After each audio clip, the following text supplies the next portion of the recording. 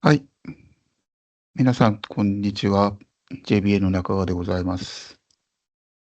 本日は、ご案内の通り、イスラエルナショナルバイオコンバージェンスプログラムのご紹介を2時間にわたって行いたいと思います。本日ですね、事前登録でだいたい70名ぐらい伺っているので、もう少し参加者をお待ちしているところでございますけど、今朝ご案内させていただいた通りですね、今日最初に、登壇されるシャイさんがですね、今月末に日本に来日する予定があるので、その面談、ご希望される方は面談の調整もさせていただきたく思います。本日、最初にシャイさんの方から20分、25分ぐらいで、全体像を紹介していただいて、その後、各社から5分のプレゼンということで、当初プログラムでは14社、14機関ということだったんですけど、1社、エンザイミットさんが本日ちょっとご都合でご欠席ということなので、13社ということになります。長丁場になりますが、2時間ほどになりますが、ぜひ楽しんでいただけたらと思います。So, right, Shai-san, I'll be handing over the rest of this session to you. Thank you very much, Satoshi-san. Good morning to everyone. Hello from Israel. Good morning from Jerusalem, where the offices of the Israel Innovation Authority. And we're very happy for the opportunity to present to you not only the National Program for Bioconvergence, which is in charge on the innovation side of biomanufacturing on the national level, but also to give you the best of our best in companies and service infrastructure for biomanufacturing, so that we may find opportunities to do as much work and value and mutual value between Israel and Japan. So I would begin with presenting to you the national program. So today I will give you a preview for bioconvergence for biomanufacturing. So the national program is run by the Innovation Authority. That is where I work. Our offices are here. Our website is actually here on the first slide. You can scan the QR code and enter our website. This QR code will appear again on the last slide as well, and we will share this with you. So I will start off by giving a short presentation of the Innovation Authority at large. So Israel is known to be a high-tech powerhouse around the world, but I would like to justify that for you as well. For many years, Israel has been number one in the world in the number of startups per capita, but I will show you that also in absolute terms, Israel is a tech powerhouse. 6.7 of our GDP is invested in R&D on the national level. And on the flip side, 18.3% of our GDP actually comes from high tech. And that accounts for almost 58% of the Israeli exports. So this is by far the number one industrial field that Israel relies on economically. Just recently re-rated, Israel has ranked 7 in absolute in the nations according to development, talent, and commercialization of tech knowledge. This is the latest from the Observer. But if you do adjust this to population, we're actually number 3 in the world, and keeping our incline also in improving our operational environment and our government strategy. And if you look at our global AI index, then our ranking is also within the top 10, number 7 in the world, i.e. Israel is actually keeping a very strong position, not only in the tech industries that we have our claims to fame, cybersecurity, organizational software, and others, but also in the new cutting edge fields like artificial intelligence.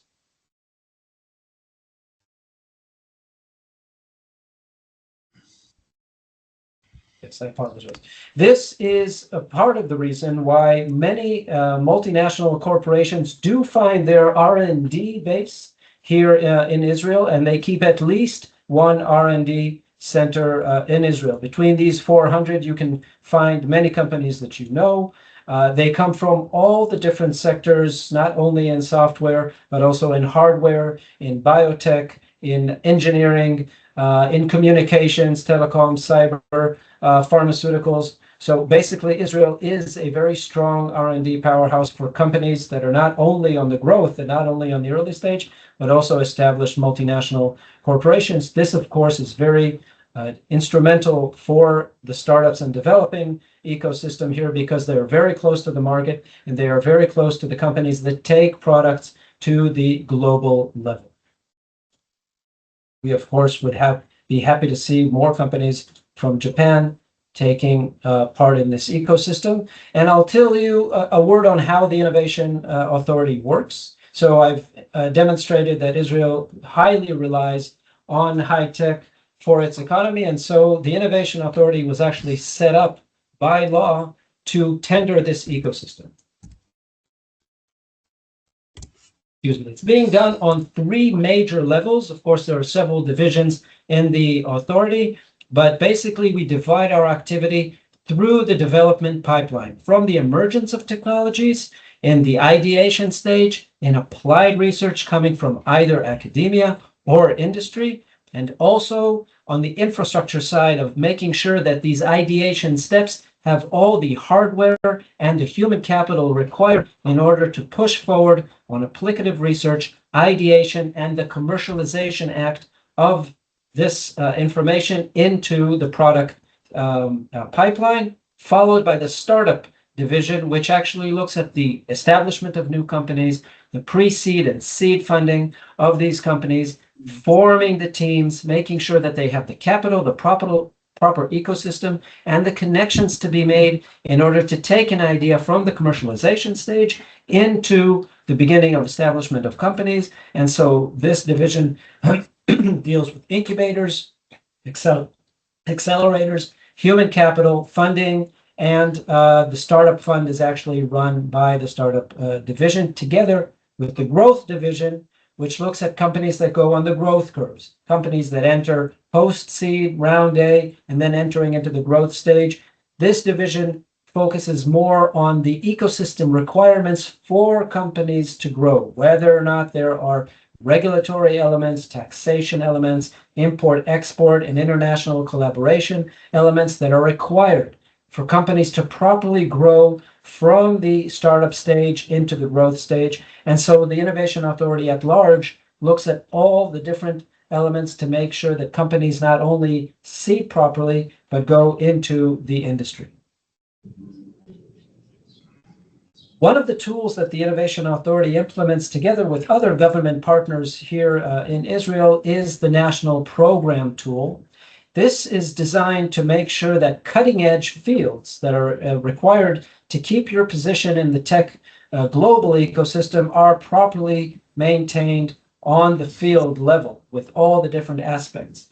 In Israel, these would include the quantum computing national program, bioconvergence, artificial intelligence, and the lately joining climate tech national program. I lead the bioconvergence program, and that's what I will focus on today. And that would bring us into the biomanufacturing and what may actually interest you in relations to Israel.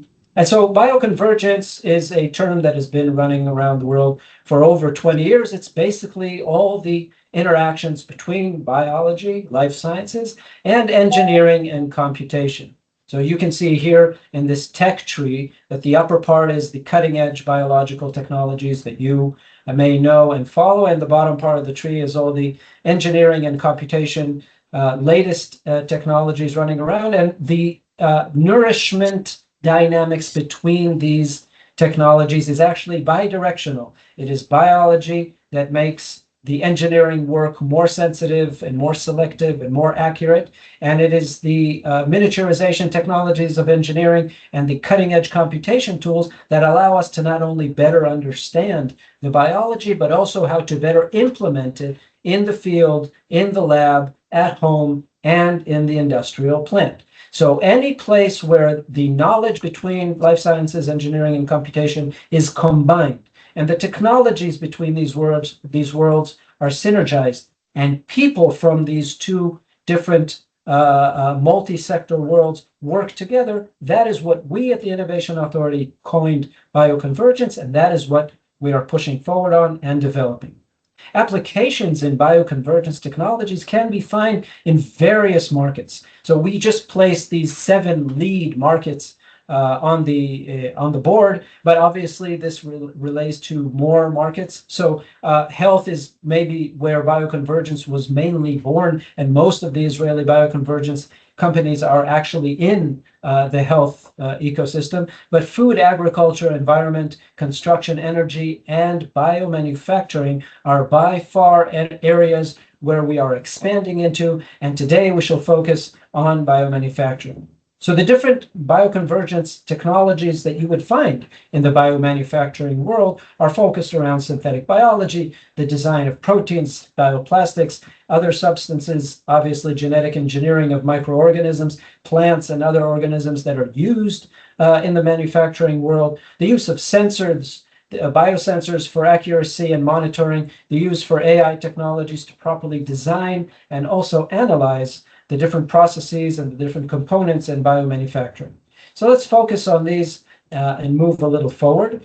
Looking on a global level, Israel is anything but alone in this field. So all the empires and all the tech-oriented and industry-oriented nations are very deep into the bioconvergence. They may use other terms under the over term of bioeconomy. We see biointelligence in Europe, mainly in Germany. We see manufacturing. We see the biodigital convergence. We see different apparatus and infrastructures in the US. And China is also very deep in the race.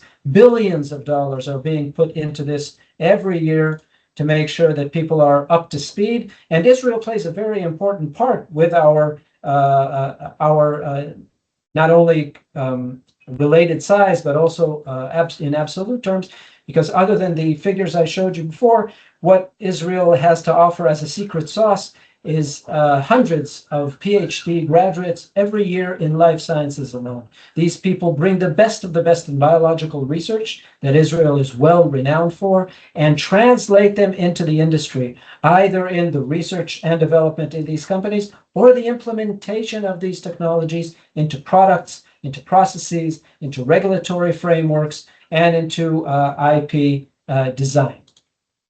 So the National Bioconvergence was funded with around $400 million in government money alone, which is matched with private money and more than doubled at the end of the day when it reaches the market and it reaches the different players. You can see in the top left corner the 6 different partners of this program. They come from the worlds of finance, health, higher education, innovation, applicative research, and defense. And they all play a part in this 5-pillar program in which we push forward on the long term and on a wide scale the highest quality of applicative research, the best industrial R&D that we can do based on the adapted infrastructure for bioconvergence development, so that the best human capital with the proper education and training on multidisciplinary developments can work within enabling regulatory frameworks.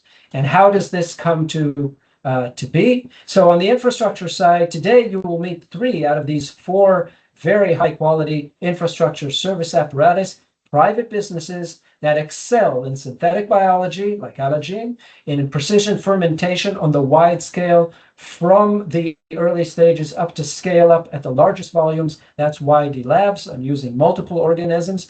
The IBCC Labs is a newly established biochips platform that allows for the development of biochips and biodevices. Very, very instrumental in the biomanufacturing world. And also Alvox, that will not be presenting today, that focus on 3D bioprinting for preclinical models. And they have a very high expertise in 3D bioprinting. Also today, we can talk about the enabling regulation that Israel implements. This is very important for the biomanufacturing because the two examples I bring here, the companies Remilk and Aleph Farms, are actually, when working together with the regulator, placed Israel in the first in the world for two things. We were the first in the world to place cultured milk on the supermarket shelves. And actually, this morning, I made a cup of coffee with Remilk products. And Aleph Farms was the first in the world to authorize the sale of cultured beef.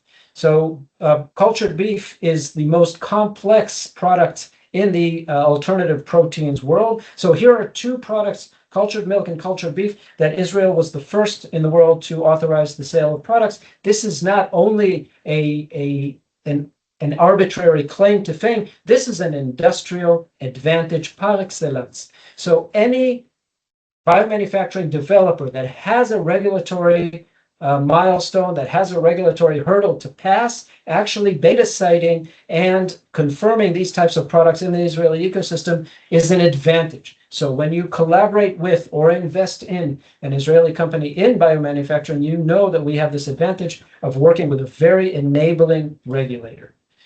Another example I would bring for this type of regulation in biomanufacturing is in the healthcare world. A company called Precise Bio for the past 10 years has actually perfected the way that artificial 3D bioprinted corneas are made. And they developed new technologies to actually print these types of biomaterials, collagen layers placed with corneal endothelial cells in a bilayer product that is by far superior to the actual natural cornea being donated, and also with a biomanufacturing system that allows for the extrapolation of these cells so that each set of donated corneas can be expanded into 400 sets of corneas to be transplanted into patients, thus shortening the lines. And actually working with the Ministry of Health, Israel has become the first country in the world to have a patient transplanted with a 3D bioprinted cornea. This is in past September. Since then, several others have been taking part in this clinical trial. And this made, pardon the graphics, but this made news on the global level because the physicians, the people in the operating room have reported that also working with this product is a much superior experience for both the operator and the patient. So Israel has shown to be number one in the world for 3 types of biomanufactured products. And so I think that this is a very strong value proposition. When we discuss 3D bioprinted materials, there is more than one level to how this happens. So CollPlant, for instance, is a very good example of how to take a collagen and express it in a new, have this run as well. Okay. And have it expressed in a plant system. So tobacco plants express collagen, but the downstream of the actual alternative way to express this biomaterial is what to do with it. And it's very important that the company looks not only at how they generate the raw materials in a new way that is very attractive on an industrial level, but also how to utilize it in the industry into products. So CollPlant demonstrates how the collagen that they express in tobacco plants can be 3D bioprinted to any given mold or any given shape, and also with vascularization as part of the downstream application. So working with Israeli companies would also give you not only the raw material, but also the approach to the final product. So it's an A to Z approach. And the final example that I would like to give you before giving you the big picture of what you're going to see today is the computational element. So a variety of companies in Israel take their abilities in computation and AI design, and this is an example of a company called Converge Bio that will not be presenting today. And they took what you may know as the AlphaFold effect 3 steps forward. So we all know about the abilities today on a global level to take biological information and use it to not only predict the structures of different macromolecules, but also to predict how they will interact with other molecules. And the next stage of that, and today you'll see Scala Biodesign talk about that as well, is how to affect the design and the structure of a protein that has not yet been produced. The ability to do this type of work in silico, to screen for different structures, to screen for different interactions, to screen for different biological functions of these macromolecules is a very good way to save a lot of time, energy, and obviously funding in order to get to the best result before you even open the lab doors. And Converge Bio is a very good example of that. Today we talk about biomanufacturing. You are here as members or invitees of the JBA, and so biomanufacturing is your life. Biomanufacturing has many different aspects. We have the computational design of the different elements going into the system. We have the systems themselves, how you manufacture, how you do upstream, how you do downstream, what type of organisms you use, what molecules do you express in these different organisms, how do they interact with each other in the organism, after they're extracted from the organism, in the downstream process. After being cleaned, how do you operate with these different proteins and different other elements or commodities and use them in other processes that come after the biomanufacturing? How do you adapt these different elements into regulatory frameworks? And how do you get conservative industrial players to adopt novel products, novel processes? What you'll hear today is stories from 13 companies telling how they solve problems in these different elements. You will hear, so in Zimit, unfortunately, will not be able to present today, but you will hear from Scala Biodesign and from Mendel Bio that utilize very advanced computational tools to either design the sequence of a given protein to be expressed, or once the protein is basically known, how it should look and how it should operate, how to perfect the design and how to perfect the structure and function of this protein so that when it actually enters into production, the starting point is the best. So this is the in silico side of biomanufacturing, and you'll hear some of our prime examples on that. Into the process itself, how do you actually manufacture? How do you push forward on the different products? You will hear from Bioalgae, Maolak, Adva Biotechnology, and Renewal Bio, all telling different stories and all presenting different technologies and different products that help you, whether you're growing microalgae as an industry, whether you want to produce an alternative protein such as maternal milk, whether you want to grow cells in a hands-off manner, in an automated manner, like Adva Biotech offers with their product, or whether the entire biological system, the biological apparatus that you are presenting is so avant-garde and coming from new directions, such as Renewal Bio will show you, that you will have to totally rethink the way you adapt structure and function of a cell to the downstream product and process that you put it in. So these companies will go into the process itself, the product itself, the biology, and what is required to bring it forth as a product.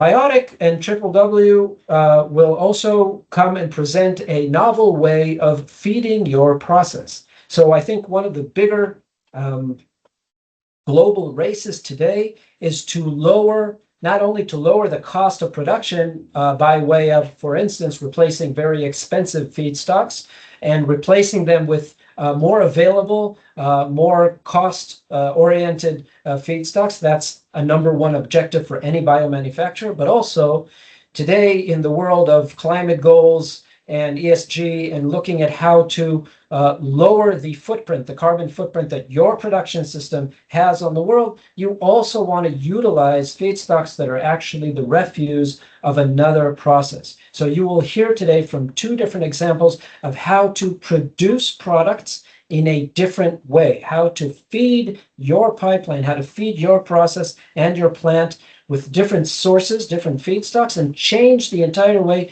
you think about how to grow pretty much anything in a plant.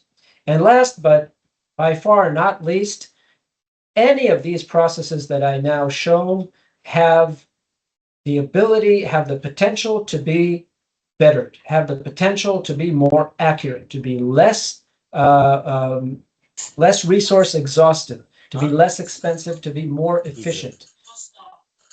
BioRaptor and AlgoCell are two very, very excellent companies that will show you how they approach an entire process from A to Z, going on in the plant, up in the upstream, on the downstream, looking at the different apparatus that are involved in the biomanufacturing process that you have going, whatever it may be, how they connect to the machinery, the electronics, the sensing, the biology itself, and give you not only the information on what may be done better, but also how to do it. And not only on a design and forward-looking manner, but in many ways also in real time. How to look at a system and in real time change it in order for every batch and every continuous element that you have going in your system to be checked and rechecked and perfected and save a lot of time and a lot of money. So all of these companies will show you the different elements of biomanufacturing, and we invite you to take notes and to follow up, and we will be more than happy to facilitate any meetings and processes on the industry side that you may have with these companies, and we very much encourage that. And the final word that we have here as the Innovation Authority is that we would be more than happy to strategize with you as industry players in the Japanese ecosystem on a larger scale. So whether or not you find today a specific collaboration that is good for you, a specific interaction that is valuable to you as an industry player, please be in touch with us as well. We at the Innovation Authority can sit with you and plan on the long term on either bigger projects that you would like to have going in Israel, be it R&D center, be it tech incubator, or other collaborative innovation assets that you would like to have going and working for you, not even knowing specifically now what the goal would be. And also, we can put you in touch with potential partners that you can strategize with them. They could be in the industry, they could be in academia, they could be in other government agencies that work here, and the infrastructure labs that you will hear today are also long-term potential partners that you can have other projects going. And always remember, the funding in Israel is matched. Many projects for innovation promotion in Israel in biomanufacturing and other fields will be met by public money that we know how to put on the table, and we know how to bring it from other government partners or other public players. And we would be happy to strategize with you and find ways to make your business work better with Israeli partners. So as promised before, this is our website. This is my email for further communications. Please make sure to be in touch with us. We have the good people here at the JBA running communications with us. We will be visiting Japan. Reut guy, which is here with us today, and I shall be visiting Japan on the week of the 28th, the 29th, throughout that week. Any meetings that you would like to have with us on the high level or in search of specific opportunities for your company and your team in Israel, we would be happy to set meetings with you. Again, the JBA will be happy to facilitate, and we can meet in their offices. Please be in touch with us. And again, on the short term, on the midterm, and on the long term. And on that note, I will end and pass the baton to Reut to now present the different companies to show their products and processes. So thank you very much for your time and your attention. Thank you, Shai. And we will move straight to the presenting companies. And we will start with Biotic, Adi from Biotic. Go ahead.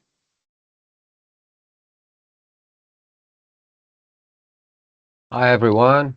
Nice to meet you. Good to be here. My name is Adi. I'm the co-founder of Biotic. I hope you can see my screen also. And Biotic is here to solve a problem that is widely known by everybody. There's a plastic problem, but it's no longer just an environmental issue. It's actually affecting us as human beings and animals and everybody on the planet. And we need to take care of this problem from the core. Biotic is here in order to deliver an commodifying bio-based and biodegradable material that can replace plastic throughout the entire supply chain. So we are going into the raw materials rather than trying to find a solution for specific products. The way we are doing that, we can use natural resources, and I'll touch that in a minute. We have a sort of a biorefinery that works in a way that we can produce microbial elements in our fermentation that produces PHA, which is a biodegradable polyester, which is also a thermoplast and can replace a wide range of plastic application. But not only that, the entire process is built for circularity and minimum waste, so we can extract also from the fermentation pigments, proteins, biostimulants, fatty acid, etc., that can leverage or be delivered into adjacent industries such as alternative food, alternative pigments, colors, food additives, etc. The company is built on 4 pillars. Generally, we can use marine biomass in order not to compete with arable lead and the food systems. We can use the vast majority of available marine biomass that exists in the world. In addition to that, we expanded our capabilities also to using food side streams and industrial byproducts that feeds the continuous fermentation process, uses low energy. We have a water formulation also enabling us to use different types of water that are off the grid. We built engineered strains in order to achieve multiple range of bioplastic that can support the entire industry, which works in the same way and the same processes. And we have, as I mentioned, working towards minimal waste and maximizing resource efficiencies. The world produces less than 2% annually, so there is a very ambitious goals in order to replace 400 million tons of plastics. The benefit that we are bringing into this market is the fully biodegradable materials, so end of life is transparent to the user. The product itself fit existing production line, and everything we are doing in the last couple of years is to achieve cost parity to fossil-based plastics, and therefore makes the transition transparent. We can address packaging, which everybody is talking about, but we're also working for other industrial applications like automotives, cosmetics, consumer goods, home products, etc. And as I mentioned, collaborating with adjacent industries to support the circularity. We are going to produce commodities, whether it's the polymers or the byproducts. The rest of the production needs to be kept the same, and for that we are constantly working and looking for corporate partnerships to do all the testing and validations. The way we do the cost reduction is through building our own vessels, enhancing the efficiencies. We have reduced fermentation cost by hundreds of %. We've enhanced the polymer capabilities, and as I mentioned, also by building our own vessel, there is reduced maintenance, which leads to reduced OPEX. We are now producing in Israel in a small pilot facility, working on establishing a demo facility in the Netherlands for about 50 tons, targeting cost of about $1.5 to $2 at the demo scale, which will enable us to reach cost parity in industrial scale somewhere in 2028. That's us. Thank you so much for having me, and I hope I was on time. Thank you, Adi. We now have Shiran from Scala Biodesign.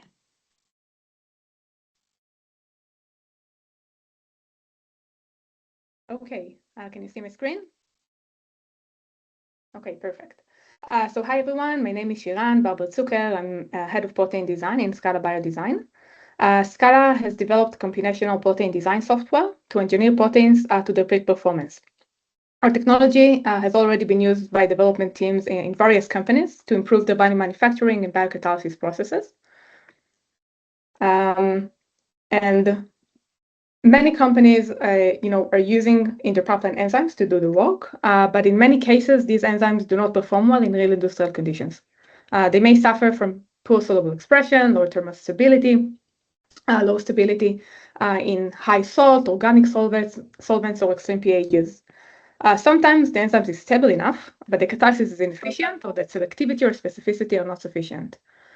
All of these limitations have direct impact, of course, on the full bioprocessing workflow. They can reduce conversion, they can increase costs, create more byproduct, lower carbon efficiency, and essentially delay product development. At Scala, we developed a software platform named Scala OS that is designed to optimize working enzymes to bring them closer to the peak performance. The platform generates a small and focused set of enzyme variants, usually within a single design round, so customers do not need to screen hundreds or thousands of variants in their protein engineering campaign. This is especially important for industrial teams where assays can be expensive, slow, or difficult to scale. It enables higher stability and catalytic efficiency and selectivity, which leads at the end to more economical manufacturability and faster development. Our technology is based on more than a decade of validation and has already been used by dozens of successful commercial projects with leading companies worldwide from different sectors, including 10 out of the 20 top pharma companies. So let me show you a use case with BASF, the largest chemical manufacturer in the world, where Scala OS was used to improve significantly the production of a specific food ingredient. The starting enzyme in this case had poor soluble expression, and as a result, the product conversion was too low, and the process could not move efficiently towards a low-cost and scalable manufacturing. The goal was to improve the conversion by improving the enzyme's production and stability, and in a single design round, 50 enzyme variants were generated. Out of them, 14 outperformed the wild-type enzyme, with the best variant showed 6-fold improvement in product conversion. So with one focused design round and a small experimental set, the customer received variants that enabled much better conversion and scalability. Another example is with Repsol. It's a giant energy and petrochemical company. Repsol wanted to redesign a P450 enzyme to work efficiently on a much shorter substrate compared to the native substrate. With Repsol testing only 30 variants, the results of the design were very strong. So first of all, 29 out of 30 variants were expressed really well and were active in preliminary colorimetric assay. 4 variants were further characterized, with the Scala design variant reaching more than 30% conversion, representing a 7-fold increase in enzymatic conversion rate and overreaching Repsol's desired conversion rate. This had strong impact on the economical efficiency of the whole manufacturing process. So what is the Scala experience? Scala OS essentially brings together a few modules, atomistic calculations, evolutionary data, and best-in-class AI models into a tailored end-to-end automated workflow for protein design. The platform is built for practical industrial use. It's meant to be used by scientists on their own enzymes, in their own workflows. It does not require any high-throughput screening, and preliminary experimental data is nice and can be helpful, but it's not a must. Our goal is to help our customers to get meaningful improvements from the first design round, while keeping the number of variants low and the development timeline short. This makes the platform especially relevant for bioprocessing applications, where every improvement in stability, expression, conversion, or selectivity can have a very large economical impact. That's it. So thank you very much for your time. If your company has working enzymes that are not yet performing at the level that you need them for industrial production, Scala can help you with that. Feel free to email me. I'll be very happy to continue the conversation and present a deeper technological demo and explore possible collaborations with your enzyme teams. Thank you so much, Iran. We are moving to Ohad Karnieli from Adva Biotechnology. Great. So thank you very much for this opportunity and for having me to present our company. My name is Ohad. I'm the founder and CEO of Adva Biotechnology. So try to move the presentation. So first we'll start with our vision and mission. Our vision is granting life, valuing life, granting advanced therapies to patients. And the way we do it is by building revolutionary, innovative tools for manufacturing. So our main focus today is on therapies, on manufacturing for therapies, and the main one are T-cell therapies. So as you probably know, cancer is a very problematic disease, and there's new therapies where you take the T-cells of the patient engineer them in this or the other manner and inject back into the patient to treat therapies. The most known one is called CAR T. Over 90 in liquid tumors, over 90% of the patients that had no more options had an objective response. So this is, and about 50% of them now 13 years later are still cancer free. So there is a solution for some of the cancers and even a cure, but the problem is it's not available to patients. Since 2017, when this was first approved by FDA and others, only about 30,000 patients globally received this therapy. And even patients that are already eligible and approved to these therapies, about 50% of them might die while waiting. And the problem is bottleneck of manufacturing. It is very, very manual based or semi-automatic, highly qualified talent, clean room, very, very expensive.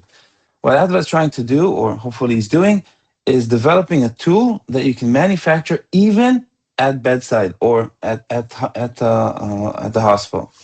So the vision behind the system is we can have decentralized manufacturing. And when I say decentralized, it could be a device at every hospital, or it could be a facility with 1,000 devices. It's still, by concept, it means decentralized. That means you have to have automation, you have to have smart automation, you have to have remote access, control, it has to be flexible, can do different types of therapies, and very simple to operate. And all that vision brought us to our device, and the device is called the Adva X3. I'll show it in a minute. But the uniqueness of the device is not that it's an automated device to manufacture cells. That exists. The uniqueness comes in three manners. The first one, it's a smart device. When I say smart, we have at this point 14 controlled parameters, including pH, dissolved oxygen, glucose, lactate, glutamate, glutamate, flow rate, temperature, a whole list of parameters. And when I say control, means you put a set point and it maintains it. That means that we can continuously get the best environment to the cells. Out of that, we have a patented technology called CAMP, Continuous Adaptive Multi-Parameter. And the idea is that the system reacts to the cells. So one of the biggest problems with this manufacturing is that it's autologous. That means it's from the patient's own cells, and there's variance between donor to donor. The system adjusts to it and basically feeds the cells based on that, on their consumption and their needs. And by that, optimizing the process. And because we have all the data coming out of these sensors, we know exactly what the status of the cells. So we know how many cells we have at every point. When will they be ready? When will be the optimal time to culture? And all that is done with machine learning algorithms and an AI that allows us to optimize. Everything is digital, meaning you can sit from a distance and control it. You don't need to step into the clean room to do anything. And it's all digital again. There's no need for paperwork, cutting down costs. The second thing is flexibility. It's nice to have a device, but you don't want a device per type of therapy. It's a device that could do today CAR T, TCR, NKs, TILs, exosomes, and even viruses. And these are just things that we've tested. You can use whatever type of materials that you want, and it's programmable by the user. You can program it without a need for validation. It's pre-coded, and you can basically build your own scripts, log them, and it becomes GMP. It's a very simple to operate system. Even though it's a very sophisticated device, it's very, very simple to operate it. It's built for a technician, so you can reduce the skill of labor that you need, even though you almost do not need labor. And all this together results in costs. So we can save up to 80% of the cost per run, and we can get 10x more cells per centimeter or 6 times more cells per ml, meaning a much more dense and much more efficient manufacturing. And that is because of the CAMP technology. 2 words about the device, and you can see it on the left-hand side. It's a benchtop device, fully retained, with everything you would need to run a system like that, from a refrigerator, of the materials, all the way to the waste chamber. That's the device itself. On the right-hand side is the single-use kit. To summarize, the company right now is at a point that we already have FDA registration, CE certification, ISO 13485, and a few others.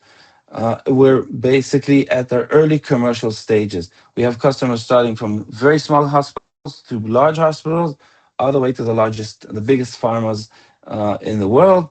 We have a very strong patent portfolio, a simple reoccurring model, of course. It's a reoccurring, we sell disposables every time.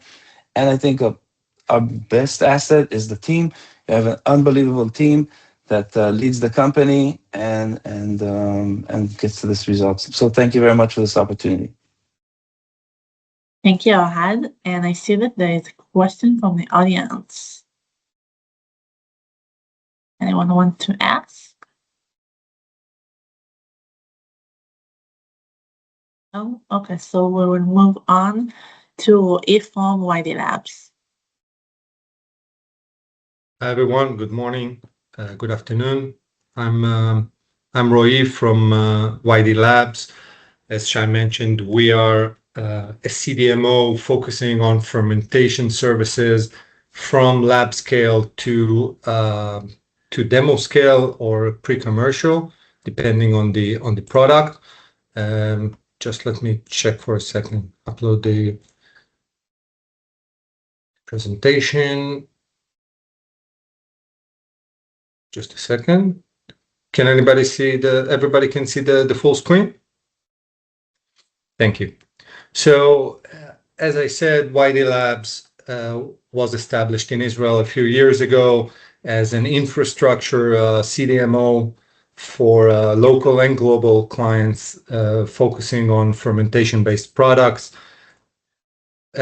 While most of our business is in Israel, we just recently opened offices in the US, and by the end of this year, we are also going to have a small lab start to operate in North Carolina to be closer to some of our clients.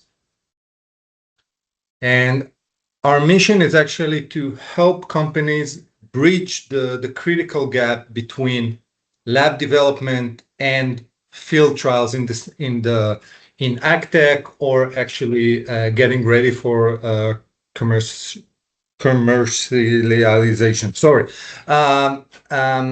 And how we do that, actually, it's not just saying, it's also understanding the client needs. When it comes to AgTech, for example, ag companies' work is seasonal. So if you have a field trial in June, it means that you cannot wait until July to get the product. You need to get it before June so you can plan your season, so you can make the test, so you can reach your clients, and this is very important. Also, we need to have consistency and uniformity, like with every product. We need to minimize the batch-to-batch variation, and we need to assure meeting all the regulatory criteria. For that, we're currently working under ISO 9001 and under HACCP.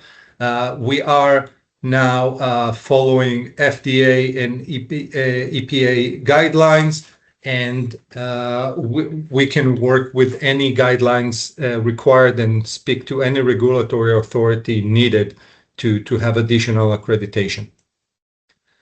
And the way that we try to work is every client is different, every project is different. So we want to provide a tailor-made solution, starting from process development, process optimization, upstream scale-up, and we also have a downstream unit. All together, give us a one-stop shop for our clients. And looking at our scale-up in the upstream, so as I mentioned, we can start with lab scale. It can be either shake flask or small-scale fermenters, and then we can scale up through 80 liter, 300 liter, up to 1,000 liters. This is our pilot scale, and by the end of the year, we're going to start operating our demo scale. Is going to include at least 2 fermenters, 7.5 and 15K liters, which already gives us a very wide range of options for our clients. In terms of DSP, we have a nice playground covering all the major sectors. So separation with the centrifuges, homogenization. We have a very strong homogenizer. filtration systems, we have micro, nano, ultra, everything that is needed, and drying platforms. At the moment, we're working with freeze dry and spray dry from small scale up to 500 kilograms of freeze dry and 150 liters per hour spray dry. We're now in the process of acquiring also a fluid bed to meet some of the requirements, and we're of course open to hear about needs and can procure equipment accordingly. The way that we try to work with clients is actually to have a set of work packages. This helps us be more focused on the client needs, and also for you as the client, it's easier for you to understand what we plan to do in this work package and what are you committing to and what are the deliverables that you're going to get. So in general, we have 5 work packages. We have a POC package, optimization, scale up to pilot, pre-manufacturing in demo, and of course, technical batch campaign. If you need something that is outside one of these work packages, of course, we can tailor-made the project as needed. But we found that this approach helps us be more transparent, and everything is more clarified for the client itself. And regardless of the equipment that we have, I think that our team is our best asset. We have Moti, our CTO, with more than 35 years background in fermentation processes, in production of fermentation-based proteins and enzymes and small molecules. Next to him, we have Michael, our head of DSP, with more than 40 years. Both of them are managing a team of 16 people that they trained. Some of them came with the previous training and some were trained by us. So overall, we have a very experienced, dedicated team. And I think this is what helps us succeed in what we bring to our clients. And that's it for me. Thank you, Roy. We're moving to Orly from Aladdin.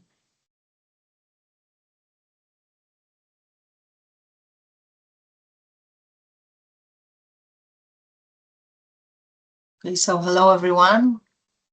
Can you see full screen? Not yet. Full screen? Good.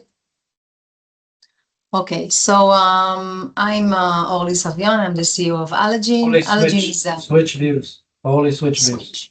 Thank you. Good. Good. Okay. So I'm the CEO of Allergen. Allergen is a biofoundry and a synthetic biology contract research organization. So our job is actually to deliver modular R&D solutions. We do very bold ideas in-house, but the idea is always to have industry-facing ready applications, and we do that with precision and speed. We are a national initiative initiated by the Israel Innovation Authority, backed by our parent company, High Labs, that brings over 50 years of excellence in biotech services and support. And what is special about Allergen is that we bridge between different disciplines, including biology, chemistry, and engineering. And by that, we deliver end-to-end R&D services, starting from computational design and cell engineering to high-throughput training, bioassay development, fermentation, and process design, and also downstream and analytics. We are led by these 4 departments, and our team brings together over 100 years of experience. So just to give a snapshot of what we do, so we partner with different, based on different modules. We partner with the industrial R&D project management with companies or multinational corporates.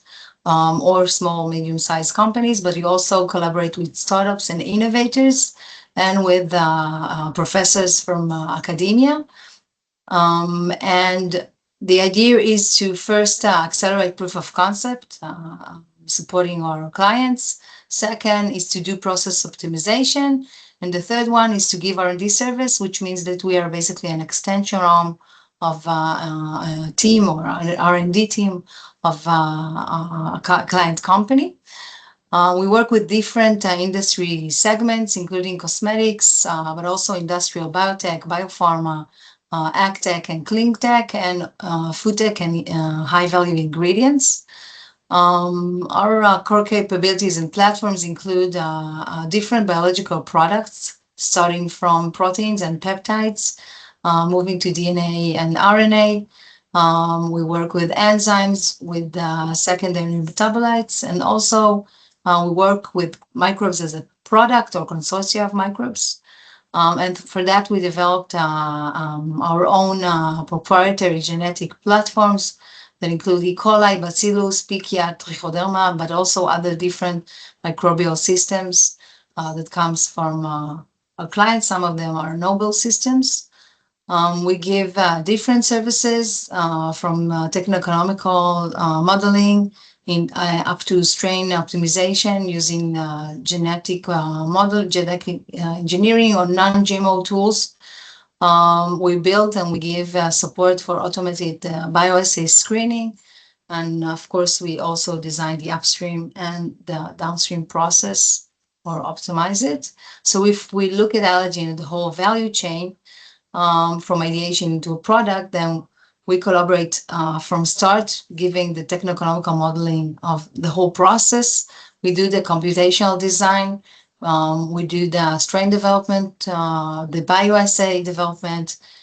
We built automated high throughput screens for that purpose. We do the upstream optimization using different capabilities on our fermentation tools. And we do downstream process development. For formulation, pilot scale-up, and manufacturing, we will collaborate in partnership either with the client themselves or with companies that complete us, such as part of them are here, Wiley Labs and others that are capable of doing the larger scale and give other supports that are needed for the client. It can be seamless for our customers, or it can be in full collaboration with them, depending on their needs.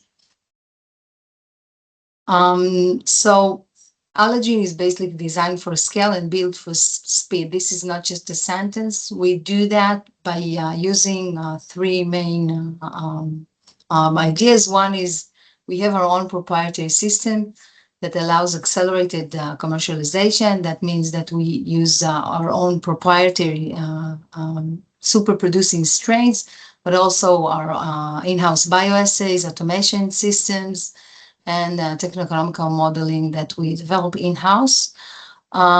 We always do development that is driven by performance and economics, which means that at the end of the process, we will have a market-relevant process that relates to the cost of goods that are needed.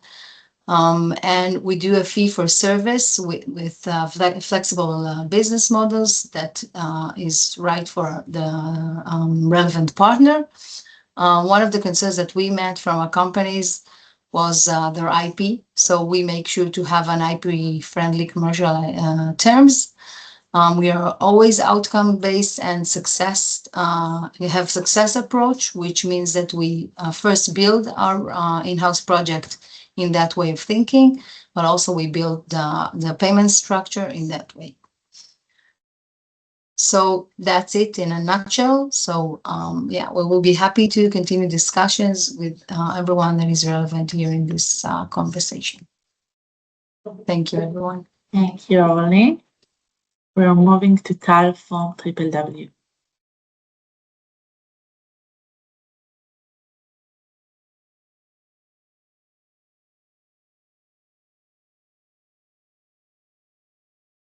Hi, everybody. Thank you for the organizers to putting this event together. I will talk today about WWW. I'm the co-founder and CEO. For the good part of the last 10 years, we've been developing and commercializing a technology to produce lactic acid out of food waste. And we are the first in the world who are producing and selling lactic acid also into PLA bioplastic and we are scaling it up with great partners. So about Triple W, the technology was Not on developed. full screen. Oh, now? Great. Thank you. Great. So the technology was developed in our R&D center in Israel, and we have commercialized it in the port of Antwerp. It's a large chemical cluster in Belgium, where we are operating the first of a kind demonstration facility. But we also have a sales operation and pipeline project development in the United States, and another pipeline project under development in the Netherlands. Primarily, our pipeline development projects are together with large waste management companies that are active in anaerobic digestion, producing biogas from food waste. Worth mentioning that some industrial partners that already invested in Triple W in Asia, LG Chem through its venture arm, LG Technology Ventures, and the GS Holdings Group through their GS Ventures arm. We have over 50 clients that have validated our Circulac lactic acid made from food waste, and we have a strong patent portfolio granted in worldwide territories. Our demonstration facility in the port of Antwerp can process 10 tons per day of food waste, and it's the first, as I mentioned, to produce the second generation lactic acid, but it can also work on sugar. And it has been validated by several industrial partners that not only on the product side, also on the process side, and it enjoys the support of the ecosystem in the port of Antwerp of the large chemical groups. The problems that we want to solve with this technology, and we are solving already today, the lack of profitability from food waste management. Anaerobic digestion is being heavily scaled up, but it requires government subsidies to maintain profitability, especially on biogas that is produced, either injected into the grid or burned into electricity. The lactic acid molecule is just a fantastic material. It can be sold as a specialty chemical in home care, personal care, where it's a moisturizer in body washes and shampoos. But 50% of the production cost is the purchase of food crops, sugar, and that is where we come in, and we can eliminate the cost of food crops purchasing. The lactic acid is currently produced where sugar is cheap, in Thailand or in Brazil, and the technology unlocks lactic acid production and PLA bioplastic production locally from large food waste streams, either industrial or commercial. That's where we are focused. And that's the name. Triple W, Triple Win, is to convert food waste into a valuable resource for chemical manufacturing, increased lactic acid profitability compared to legacy production from sugar crops, and of course, a massive reduction in CO2 emissions by taking that carbon that's embedded in the food waste and converting it into a useful everyday product. And over the last nearly decade, sorry, a bit of a sore throat.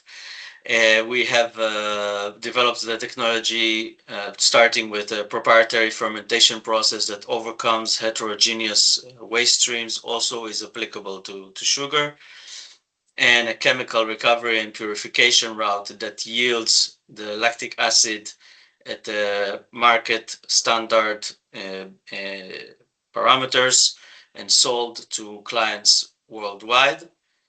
We do not have a technology to produce PLA. We work together with the established partners in PLA production and the technology suppliers.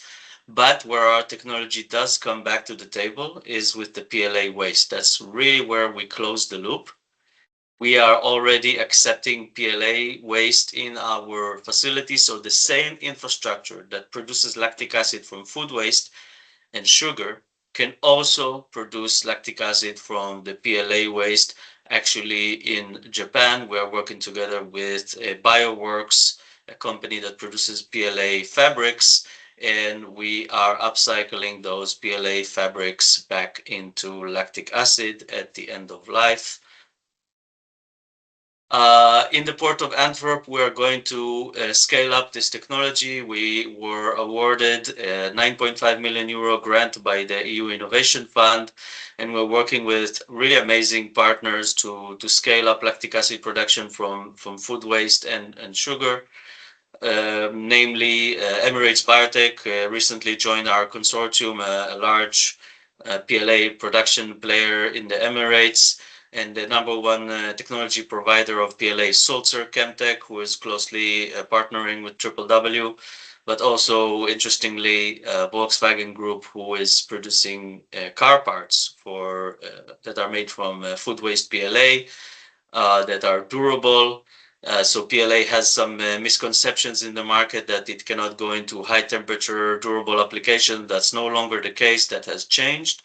Worth mentioning also some of the great feedstock suppliers like Friesland Campina, one of the top 10 dairy corporations, and Van der Muttel, a large bakery group that is supplying bakery waste to our facility.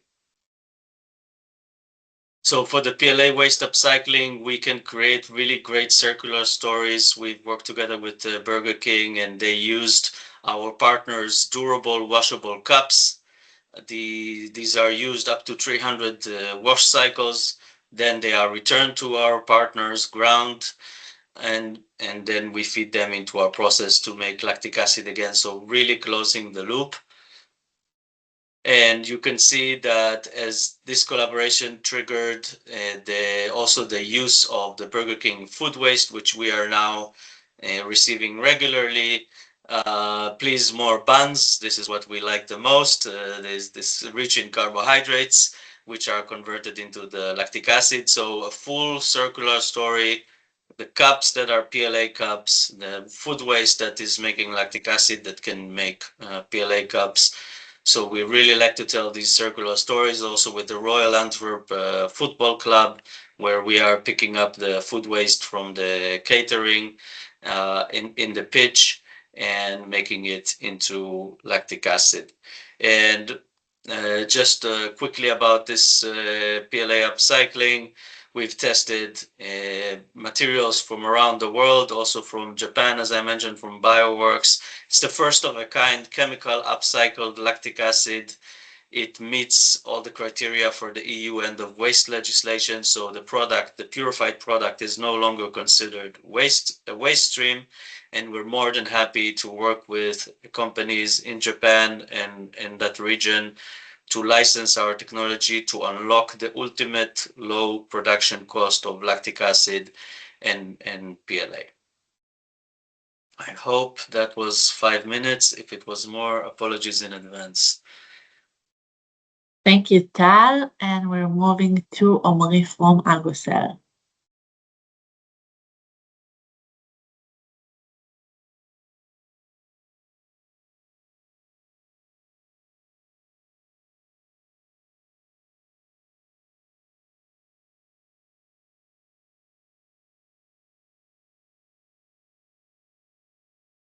Omri, we cannot hear you. Yeah. Okay. I know. Can you hear me now? Yeah. Great. So pleasure to see you all, and thank you for the opportunity. My name is Omri Sherin. I'm the CEO of Agrocell. We are solving something different. We're not focusing on strain development or capital equipment. We are focusing on process development and process optimization. So basically, we take the protocols, we understand the biology, we create a digital twin of your bioprocess. And by that, we are basically enabling you to have a better protocol, better feeding strategies, gas management, the timing. I will go through that in a minute. And you'll have more details at the end if you want to contact later.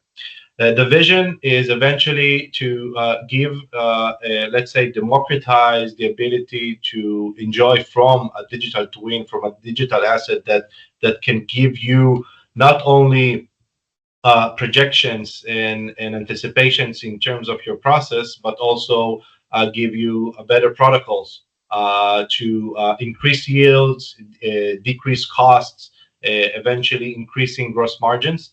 We are working today with several of our clients all around the world. We're working with different applications in the novel food sector, pharmaceutical, active pharmaceutical ingredients, cosmetics, biofuels.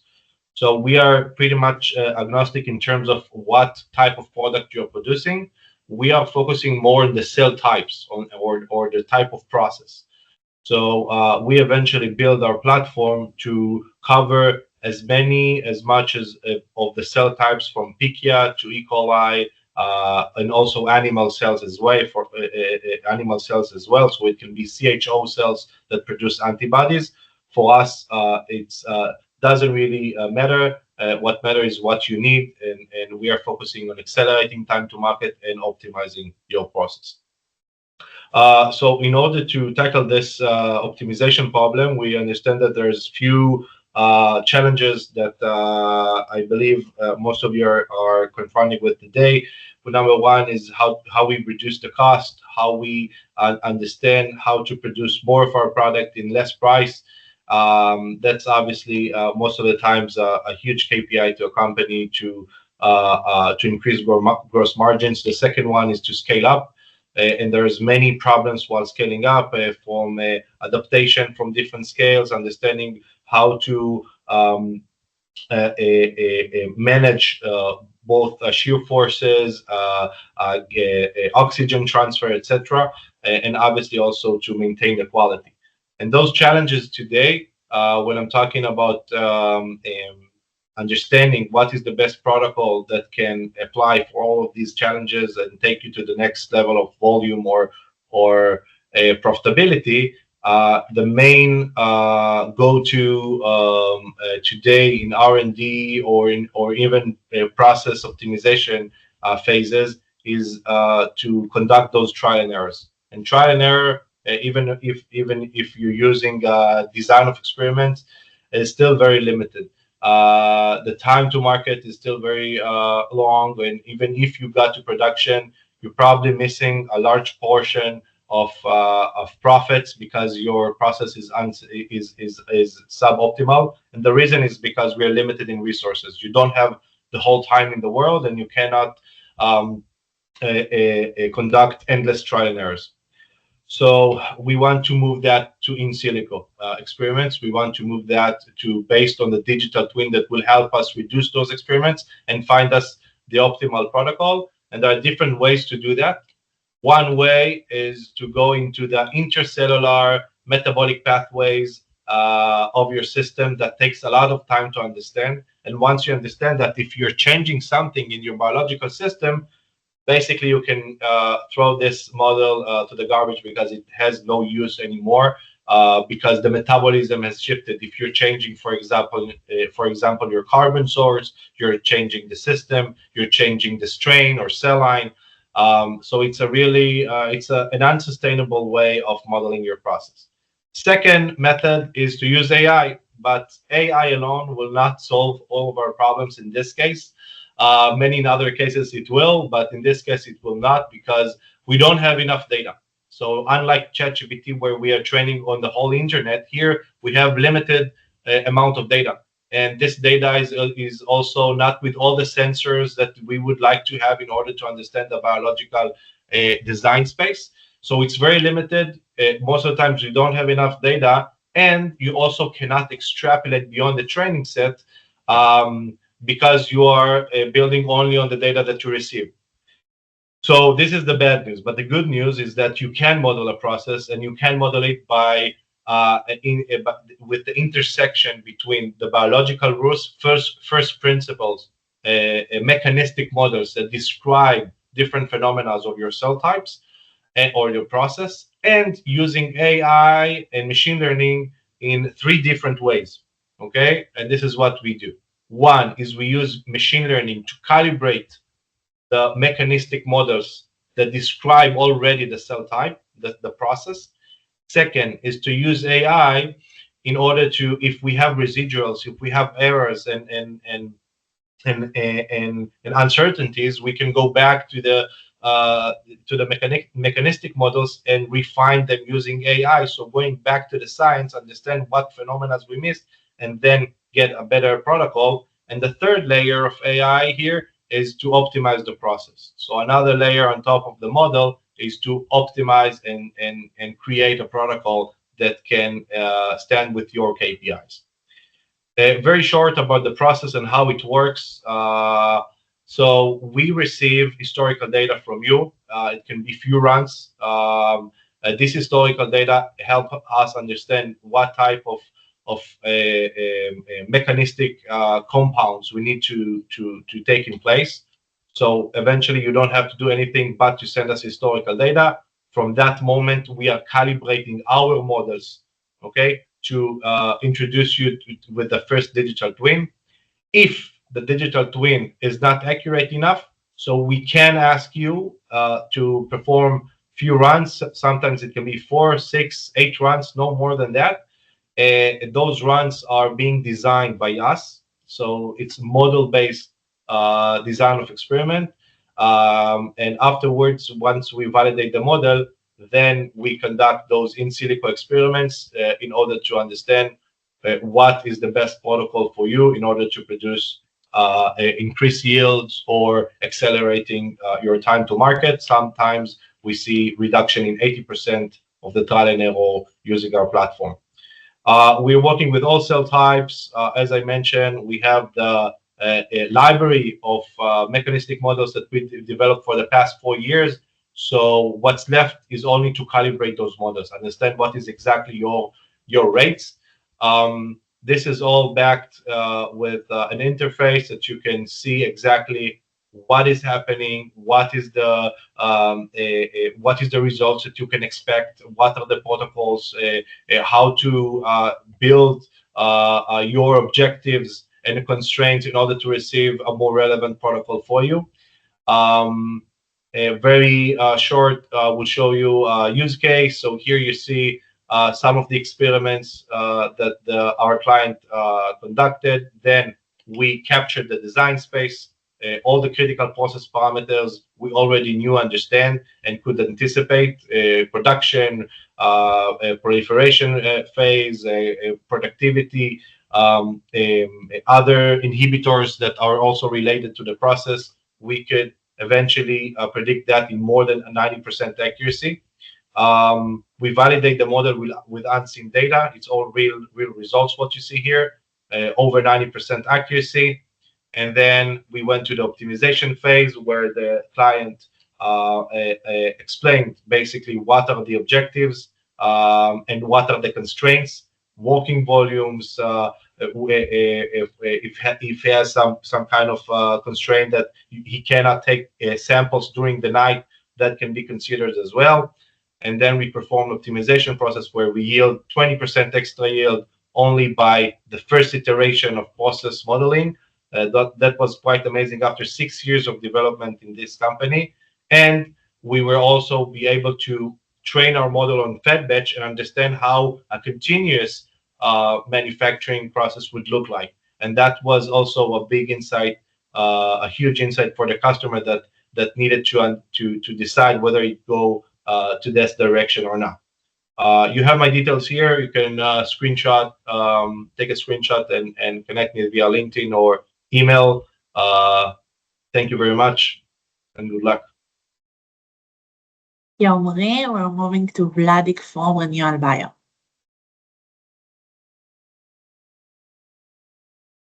Renewal Bio, just a second, I will upload our presentation. So, can you see the presentation? Yeah, great. Thank you very much. So we're Renewal Bio. Our aim is actually to bring back the lost honor of stem cells. We know that stem cells are around for 30 years, but we don't see any clinical improvements or clinical use of stem cells in therapeutic applications. One of the reasons is that we cannot generate a good quality cells for transplantation. And this is where our technology kicks in. We're taking stem cells and convert them to human stem cell derived embryonic models. Actually, it's an organoid, a structure of cells that can self-organize and imitate the embryonic development of any species. We are concentrating on humans because we're going for therapeutical purposes.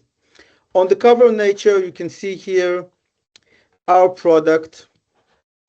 This is an organoid, a non-viable one, but it's fully replicate an embryo of 14 days post-fertilization of human development. So we could achieve very defined structure of how our development occurs. A bit of the technology, we're starting from iPSCs, well, is originated from Japan by Yamanaka. We transform them to another state of growing, still being stem cells. This is one of our breakthrough technologies. Second breakthrough technology is the ability to take those cells and to generate cells that can generate not only the human parts, but also the extraembryonic tissues, meaning the trophoblast and the umbilical cord. After 5 days of aggregation, we can see those structures. I will pause for a second and refer you for how we see a human embryo 14 days post-fertilization in our textbooks. And this is the picture here. The most striking part here is that we see this ring, this bilaminar disc. This is the real phenomena of how we all emerge. So human development is actually emerge in a ring that breaks and elongates during our development course. So we have the structure, the organoid, but we need also the ability to grow it further for stages where we can derive cells for transplant. Here you can see our proprietary device. This is, we can say it, some kind of artificial womb. And here, this is a mice data where we can see that those mice are grown almost half of their pregnancy time outside of the womb.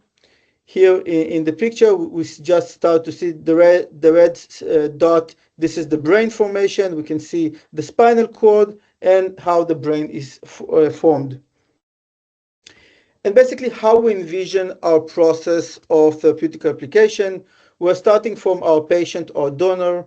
We're doing the Yamanaka procedures, generating human iPSCs. From that point, we convert them into our process, growing them in our artificial womb to the certain stage where the cells are ready for transplant.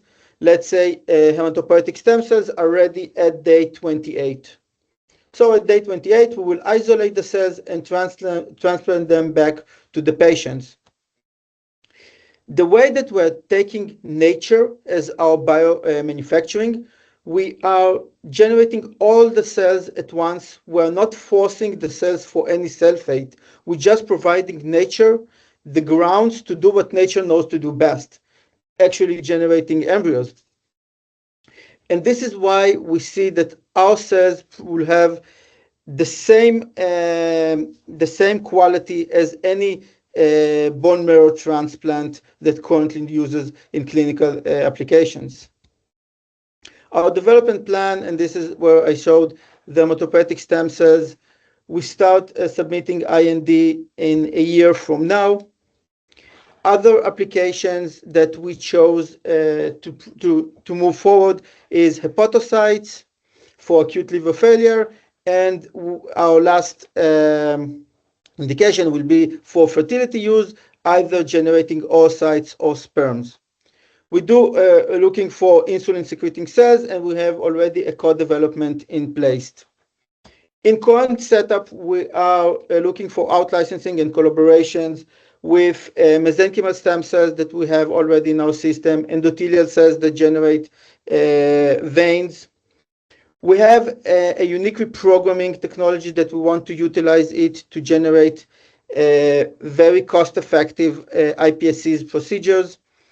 And we have a drug testing platform for development defects, just changing how we currently doing drug testing for drugs that implemented for pregnant females.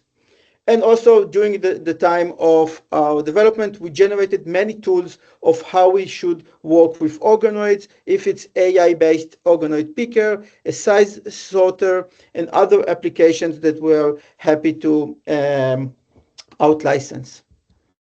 A bit about our blood product.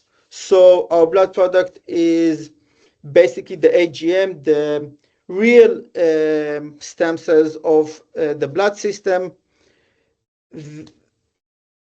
They're supposed to be by 500 more efficient than a regular bone marrow transplant. This is also reducing the number of cells that we need to inject, and by that will also ease the costs on the process, and also having the quality of those cells will bring a much more strong impact on how we're doing bone marrow transplants today. Second thing that I would like to show here is our IPS technology, where our aim is to generate an iPSCs that cost $50K to generate them, in order not only to promote renewal bio, but actually to revive the regenerative medicine space, where current procedures of IPS generations for autologous transplants are ranging from 300,000 to $1.5 million per one batch. This is not something that can support the regenerative medicine community. And we're currently working also with the IAA to generate a platform that enables us to have the $50K IPS manufacturing process. We have the technologies, and we're currently generating the process. And thank you very much for listening. And if you have questions, please connect me or ask here. Thank you, Vladik. We're moving to Yaron from IBCC, the Israel Biochip Center.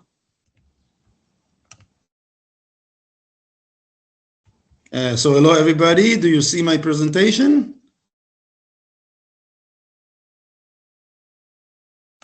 Do you see my presentation? Okay, oh, that's real. Okay. So just let me see that I see it. Just a minute. Oops. Just a minute. Okay. So hello, everybody. Good morning. Thanks for coming and listening. So the Israel Biochip Center. My name is Yaron Magal. I'm the CEO of the Biochip Center, and the goal it's a tender by the Israel Innovation Authority, part of the big national initiative that Shai mentioned in the beginning of $400 million, and there are much more resources spent in other ways. And the goal of this center is to find the ways to accelerate anything relates to biochip, to miniature medical devices and implants into the market, and make them come into the market in a much faster way, a less risky way, and at a less costly way. And we are addressing the global market, not only the Israeli market. Of course, we are much more knowledgeable about the Israeli market, but we invite you to approach us and see if we can help each other in order to achieve these goals. We are looking at different models. We are just, I think we are the newest guy in this online roadshow. But we are looking currently for two types of supporting models, and there might be more. So one is a turnkey solution, and I'll talk about it, and I want to explain as well about the in-kind investor solution.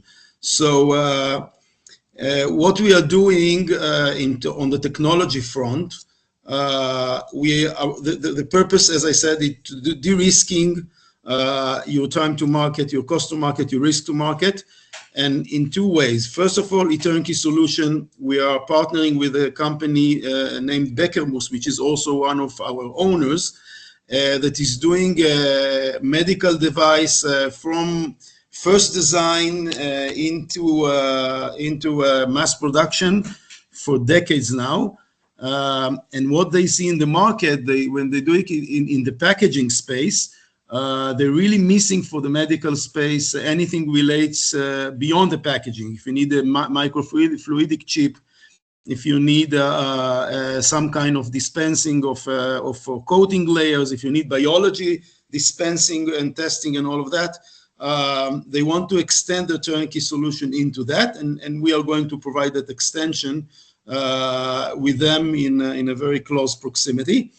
And the other thing I'll explain in a minute is about how we are building a lab for that and infrastructure. We have $38 million to invest. And the other model is looking in Israel and globally for products that can become platforms that we can market these platforms in order to accelerate other ventures. And I want to explain a bit about the two models and how we achieve them. So first of all, about the turnkey execution engine, we gathered veterans of the Israeli industry with global reach. Each of them is with global reach, and both on PhD level technology and both on knowing the market, working for global players, and each of them come from different discipline, because one of the biggest problem of this market is that you need to, as a startup, as a new company, you need to deal with so many disciplines. Okay, you have a patent on a biological molecule, but then you are told that you have to deal with all the other stuff on the engineering side, or vice versa. So we can take the part which is not your core IP and let you focus on your core IP and doing the rest from cradle to scale. So we have here experts in all the relevant field, including the Beckermost team that are doing it for 30, 40 years. So we have all the process, the well-established processes and knowledge about packaging at our service. Just to show about the way we act. So this is what we did in order to learn the Israeli market in 1 month. Okay, we looked at 250 companies. We met with 95 of them, and we already had signed first customers based on that. And every meeting, when you have all this team in such a meeting, it's not an introduction meeting to a company. It's a meeting that after it you get with the exact detailed spec of what the company need when all these experts are coming in. So this is one model, and we invite you to approach us about that. The other model we are looking at is the fact that every product company and startups, they are developing technologies that can be used in many cases with some alteration and API into many other markets and application and indication. And what we are doing, we are scouting for such companies that you can take this company to the product side. We can take the technology of this company, license it, and use it as a platform for other application that you have no chance to get to. And that can give the company without, it's kind of an in-kind investment, because the company get another very strong group that help with product maturity, with regulation premedicate, with exposure to the market and investors. It can elevate your value for investment and all that. And of course you can get some income at the end of the day. But I think the main thing that you get from this model is you have a partner that help you getting to the market, lowering your risk in a very profound way. And I think these are the two offering. We are very strong back with the IIA, as I mentioned, with the $38 million investment.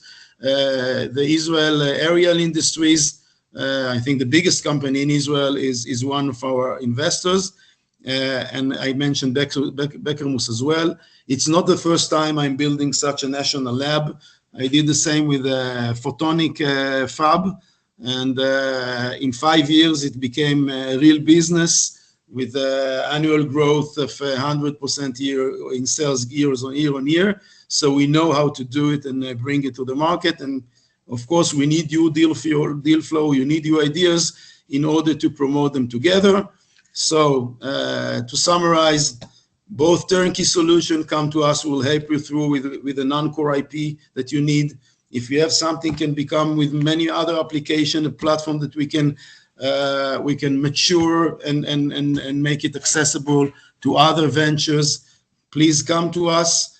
You can scan for our website. You can go to our website. You can approach us through there. And I'm very happy for the opportunity to present and hope to do good things together. Thank you. Thank you, Yaron. And we're moving to Doron from Baraldi. So thank you for the opportunity. It's a pleasure to meet you all, and I will try to kick it off. Let me know that you're seeing my screen with a 1-minute video. Oh no, put volume. Okay, here it is.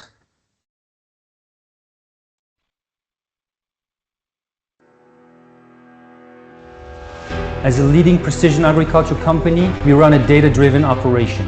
We use image analysis and machine learning to supply premium-grade microalgae-based products.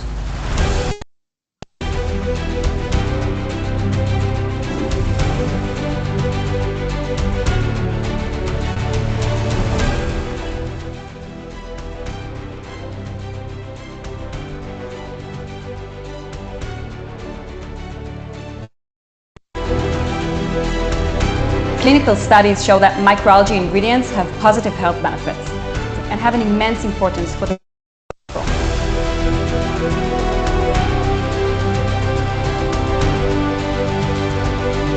We believe that a better future and humankind is possible by using state-of-the-art technologies and advanced science by connecting of microalgae.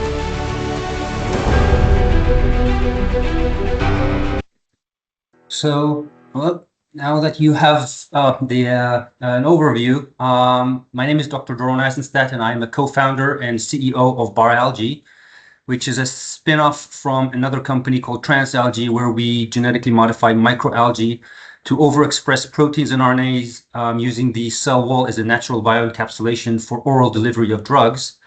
But from that company, we spun off Baralgae. And when I'm asked to present it, we refer to it as a revenue-generating platform for premium microalgae ingredients. In simple words, what we're doing is we're actually producing and selling specialty products, and we're focusing on 3 sectors: aquaculture, personal care, and nutraceuticals. And if we're looking at why microalgae and the relevance for Japan, obviously we're talking about ticking some of the boxes like food security, if we're trying to reduce dependence on wild-caught fish meal. So this is important. Also, longevity and health supplements or any bioactives for this kind of nutraceutical market is of interest. And you can always talk about the environmental things about using CO2 and so on. But if we're actually thinking about what can be done with this kind of facility and process of manufacturing, we always need to find a problem that we can actually make a difference in. And the first one that we've located is that if we're looking at aquaculture, most of hatcheries, definitely in the shrimp industry and in many fish species as well, they're heavily dependent on microalgae. And the industry for the last 4 years have been doing the exact same thing, producing I would say backyard production of local in ponds and in buckets, doing their own production of microalgae, which suffers from inconsistent supply. It's seasonal, it's open to the environment, so biosecurity is not an issue. I mean, it's always contaminated. Basically, they're actually putting a lot of money and efforts into producing something that's not their core business. And we set up to solve in exactly this. So we kind of said, let's move that production from backyard to factory. We'll be scaling up into a centralized facility, and we will supply year-round premium standardized shelf product to this entire industry.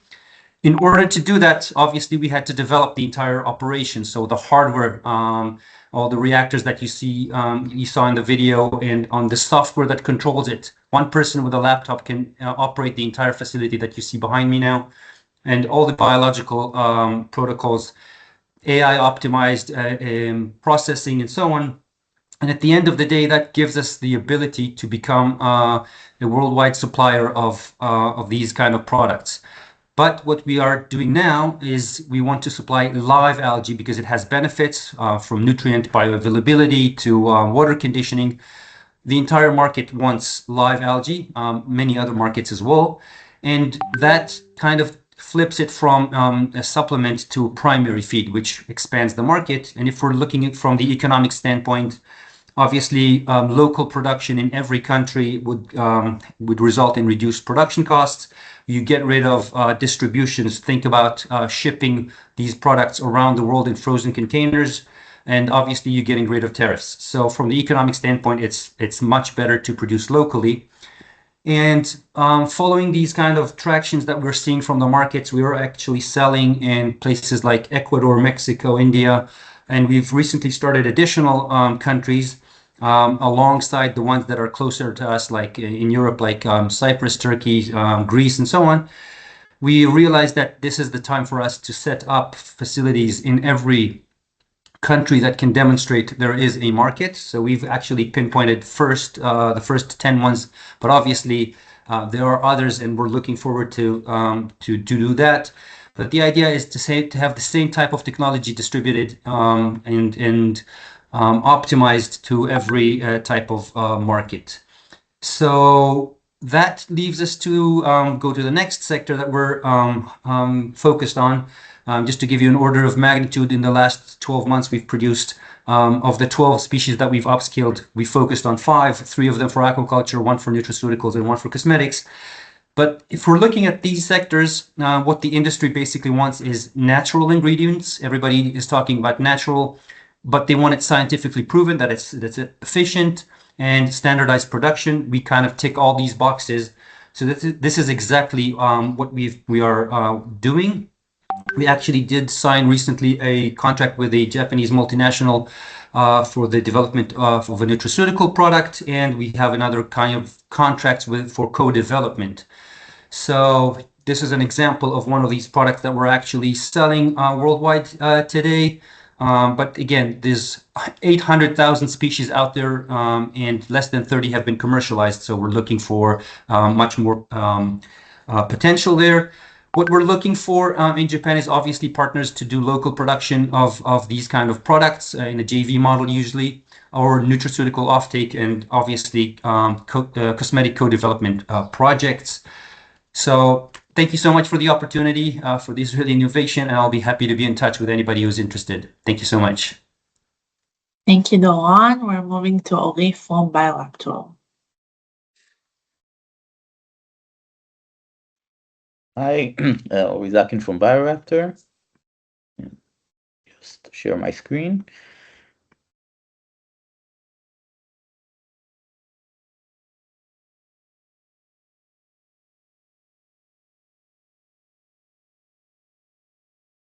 Can you see my screen? Perfect. Okay, so Ori Zakin, co-founder and CEO at Bioraptor, and we're going to talk about AI-driven bioprocess data platform. So the reality today is that bioprocess R&D through manufacturing is a complex and slow process. So it's generating today a lot of data, but not enough insights and not enough usage of that data in order to progress fast. Still, the majority of analysis is done in Excel and manually, and that drives a slow and inefficient process. It's not making use of all of that data. So companies are spending a lot of money on doing the wet lab experience to generate the data, and the data is a gold mine, and not all of that data is made to use in the day-to-day, and that's where Bioraptor comes in. So On a high level, what Bioraptor is, it's a bioprocessing data analysis platform, easy to use, accessible to the entire team. So ranging from the bench scientist through the bioprocess engineers on the production floor. Everyone has access to AI-driven insights, both in the day-to-day operations and also in planning and moving forward from R&D up to manufacturing. And what that entails. So first of all, it entails getting all the data in from wherever it comes from. So all the upstream data from the devices, analytical data from QC, from other devices in the lab, any data that's stored in the ELN, LIMS systems, ERP systems. So whatever's coming in, wherever it comes from. It can also be data coming from third-party partners that you have from their systems in various formats, and up to even pen and paper batch records that are stored and historic batch records. All that data is contextualized and organized into the platform. And on top of that, that's where the magic starts happening. So you start getting access to, first of all, real-time sensing and predictions. So you can get software-based sensors on metabolites in the process in real time. You can have digital twins and simulations for the process. So a digital twin of your process to be able to understand what's going to happen in the process, how to better plan and do adaptive DOE to get your targets faster, the ability to compare and analyze multiple rounds at a click of a button. So all of your historical data, your golden batches, you can now overlay that with your current batch, understand if there's a deviation, and all of that is done automatically with a lot of AI capabilities in order to facilitate that. So it's not just overlaying a graph over a graph, it's doing deep analysis of all of your historic processes and getting insights from that, and proactively giving you answers before you even ask them. So diving into the data and getting answers on what are the parameters that are affecting, where you should be focusing, what you should be looking at. So that's so essentially, once you are able to do multi-factor at a time, that drives your process much faster. So you're getting to market faster, you're getting improvements faster, continuously optimizing the process in production, and getting a better ROI. So I'll talk a little bit about a case study with one of our customers. So this is a customer that has both production and R&D. So taking, first of all, migrating all the day-to-day operations in production into the platform. Process decisions in the company are now data-driven, so everything is done with the data dashboards, and discussion is always data-driven. And within 3 months, they were able to achieve a significant yield improvement on the production processes, so over 65% yield improvement. And not just yield improvement, it also came with quality improvements. So the higher quality compounds in their process, they were able to extract a much higher percentage of high quality compounds versus medium quality. And the third and most significant value proposition that they got was a lower batch-to-batch variability. So they're able to get now consistent, high yield, high quality batches across the facility, and also once they implemented also in R&D, they're now able to do a full life cycle of getting the new cells and new cell banks from R&D to production in an optimized manner. So we say low effort, high impact. So it's a very quick and easy onboarding process. We connect to everything that you already run, so all the common devices in the industry, any data formats that you have historically and concurrently, and it's all onboarded seamlessly into the same platform, same nomenclature. We have you onboarded within weeks, and you'll be in good company. We have customers today globally, ranging from the US, Europe, and Southeast Asia. Japan, not yet, but we'd be very happy to work with Japanese companies as well. And in terms of modalities, we have companies in a broad range of modalities, ranging from microbial fermentation, cell culture in both pharma and on the industrial side, and also plant cells, also on pharma and on the industrial side as well. So very quick time to value. We take great pride that we have our customers onboarded with minimal effort on their end within 2 to 4 weeks, including onboarding all the historical data. We have a broad range of tools in order to facilitate that. So everything is done automatically with a lot of time saved in getting all of that, even if it's pen and paper batch records. A lot of time saved in documentation and analysis, and most significantly, improving the techno economics override of the company, getting to market faster, and in our customers, we've shown an ROI of 20 to 50x within the first year. So be happy to collaborate with any bioprocessing companies in Japan. You're welcome to reach out. My details are on the bottom here. Welcome to reach out with any questions. Thank you very much. Thank you, Ori. And we have exactly 5 minutes for the last two companies. And I'm moving to Maya from Mara.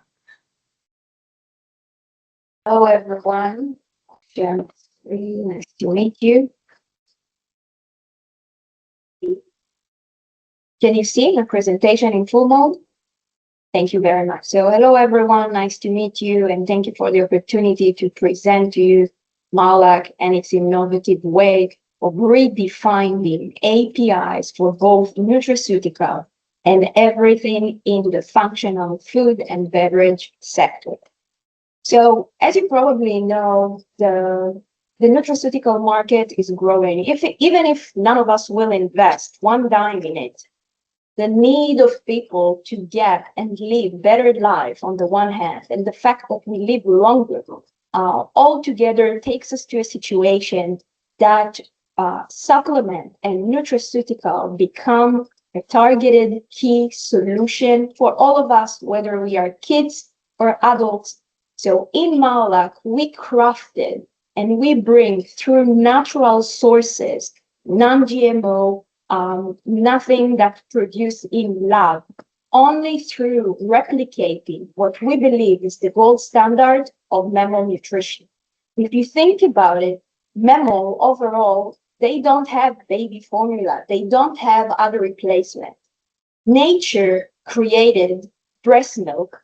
And if we look at breast milk from a different angle, and we look as from a biological angle, all of us will understand that the composition of protein and peptides there has the key and everything needed to take babies and help their system develop immediate and in the best way. So Malak created through AI platform that we call Malreka, a capability that allow us to harness the data sets of protein within human breast milk and find them in alternative natural existing sources.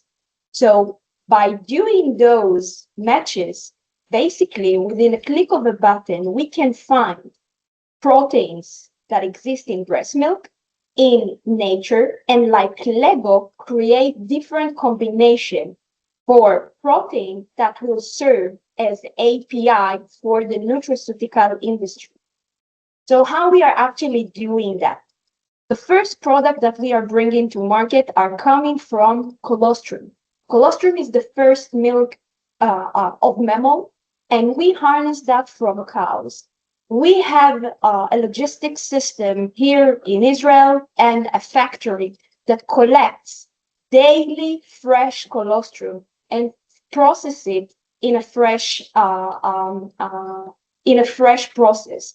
We then isolate and enrich specific peptides and protein that has unique capability in metabolic cascade or biological cascade for immunity, for digestion, for muscle recovery, and even for skin appearance. We take all of that knowledge, and at the end, we create unique assay that we then dry and bring to our client as premium B2B ingredient, that the hero ingredient in any different form of product. So let's talk about colostrum, because we didn't invite it, weren't the one that created it at the beginning. Colostrum reaches a market of $5 billion and more. There are so many brands that everything that they do is only around colostrum. Take a look. If we look at the last 5 years, how many launches of new supplement brands with only colostrum inside of them? You can see that United States, China, Vietnam, South Korea has more than 200 launches of brands only based on colostrum. This is not a trend. This is something that is here and is here to stay. So what's unique with Malak solution, you're asking yourself? What's unique is the fact that we take only what's relevant for humans, which is basically less than 1% in the entire raw material.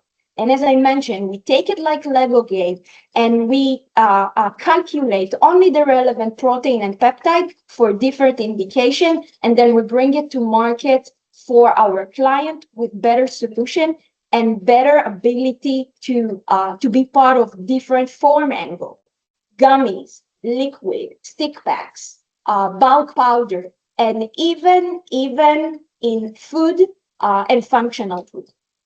So let's take a look. In the market, we are already commercializing and selling both in United States and in the Asian market, in Vietnam, the line of Malactin. Malactin is a line of different components of peptides and protein with different capability. We have super colostrum, we have Malactin GI for digestion comfort, and we have Malactin FMR. All of our product has been clinically tested and proven in Australia and both in Israel. I want to tell you something. Look at the bottom line. We tested it at double-blind randomized versus placebo trial for each product. You can see that our super colostrum has 81% improvement in digestion function, reducing of bloating, and much more than that. Our Malactin GI is product. Please wrap it up quickly. Yeah, wrapping it up.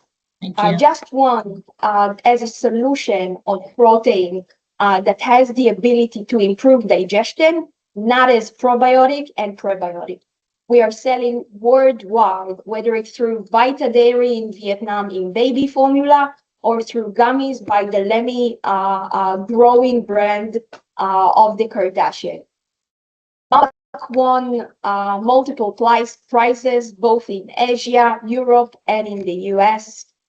And we bring solution more than colostrum. We have the ability to do it with all natural products. If you want to partner with us and if you want to bring to your brand or your company a new API with clinically proven capability, reach Malak. Thank you very much. Thank you, Maya. And moving to our final presenter, Eran from Mendel Bio. Thank you very much. Thank you all for your patience. I'll try to keep it brief and interesting for everyone. Everyone dealing with biomanufacturing, which I guess is most of us here. So I'm Eran. I'm one of the co-founders of Mendel Bio. We provide an AI-based engine to maximize protein production yield and solve one of the major bottleneck today in biomanufacturing, which is protein expression. Protein expression is a multi-step process. Whether you produce enzymes or antibodies or spider silk or some other product based on biomanufacturing, you are manufacturing some type of protein. And most probably you hit the very complex process of protein expression that's happening inside every living cell.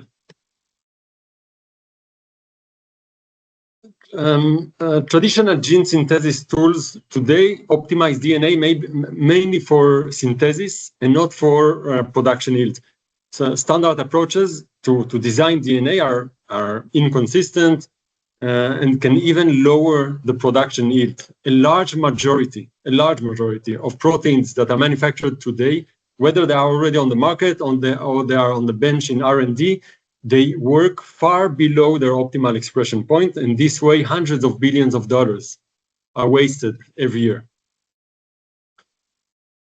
That's our solution. It's our web application. It makes our solution simple to use. The input to the solution is your protein sequence. The output of the solution is a synthesized plasmid or a vector that is optimized for your objectives. Usually, it's high expression. We optimize the whole vector, so the coding sequence and all the the UTR, the untranslated regions. We are agnostic to host. We can onboard a new host, like we are working now with a Japanese company on a new insect host, or a new fungi or new bacteria. It takes us a few days, and we optimize the models and algorithms to be able to optimize your DNA for expression, for protein expression. We are spin out from the Tel Aviv University, one of the largest labs in the world dealing with computational systems and synthetic biology. We have developed hundreds of models and algorithms in the world of DNA, and more specifically in gene expression. We issued more than 200 peer-reviewed publications. We worked up to today with 12 different host organisms, bacteria, yeast, microalgae, plants, and others. We've done about 35 different projects with different types of proteins. I'm not going to go into the models, although it's super interesting, but we have hundreds of different models in the field of AI and LLM and machine learning and statistical models and epigenetic-based models and molecular evolution-based models and others. We work on both the discovery phase and also the lead optimization phase. So whether you are testing now 100 different proteins or you have one lead of one specific protein which you want to increase the expression, we can do both based on the requirement and the needs and the budget also. Just a few examples. So in the gray, it's the baseline, and purple, obviously, it's our work optimizing DNA. You can see work in DNA. This is a nanobody expressed in E. coli, in cell-free E. coli, and the same nanobody in phase 2 in another E. coli. We worked on tobacco cells and also on tobacco plants, in Pichia, yeast, and other types of bacteria. This is an enzyme for the food. It was an enzyme for the food industry expressed in E. coli, in mammalian cells, and microalgae, and so on. We're not going to go into all the details, but I'm more than happy to answer any question and hear your needs. Thank you very much. Thank you, Eran, and thank you all the presenting companies. And I'll hand the floor to Satoshi-san for the closing remarks. Okay, thank you very much for all of the presenters. But I think that there is one question or comment in the chat line. So Shai-san, could you please make any comments on this?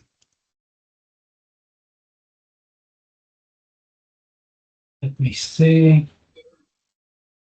Wataru-san, thank you for writing. My question is regarding regulatory frameworks in Israel. Technological development is extremely important, but I would appreciate if you could share about Israel's unique characteristics or approach examples regarding the establishment of regulatory frameworks. In biomanufacturing, I recognize that cost down and value are important. While cost down is important to achieve through technology development or value up, I think that regulation, standardization, and policy guidance are also important. I understand Israel, global first runner in the field. Okay, so thank you for the question. Very, very good question. So the Ministry of Health is a strong partner of the Innovation Authority in diving into regulatory frameworks that do not well enough deal with new products or processes. So the first examples that I showed were in the alternative protein worlds, cultured milk and cultured beef. The main hurdle there dealt by the Ministry of Health, the food division, was to look at how these products are regulated in the market, because they essentially were not properly marked. They were not animal derived. They were precision fermentation or bioreactor oriented. And so the regulation there was on the product itself and how it is brought. Regarding biomanufacturing, obviously it is very, very wide. So it is a product oriented it is a product-oriented process, and the Ministry of Health, even looking at health regulations of biomanufacturing processes, will do it differently if the product is agri-oriented, food-oriented, or health-oriented. So it really goes through the prism of the final product itself. I hope that gives a direction. There is obviously not a single code for biomanufacturing regulatory frameworks that any of the agencies in Israel binds to, but it is product-oriented, and so we have an ongoing relationship with these regulators, and we can help open bottlenecks as much as they exist. Okay, thank you very much. それでは、日本からの参加者の方はどうもありがとうございました。今朝メールを送らせていただいた通り、少しアンケートのメールを出させていただきますので、今後の取り組みについてまたご意見をいただければと思います。And for Israeli people, presenter, I will send out a survey email to the Japanese participant regarding the future activity and potential collaboration opportunities. So I would appreciate your cooperation. So thank you very much for all of the speakers today. So keep in touch. Thank you. Thank you very much. I look forward to seeing some of you in Japan. Take care. Thank you. Bye.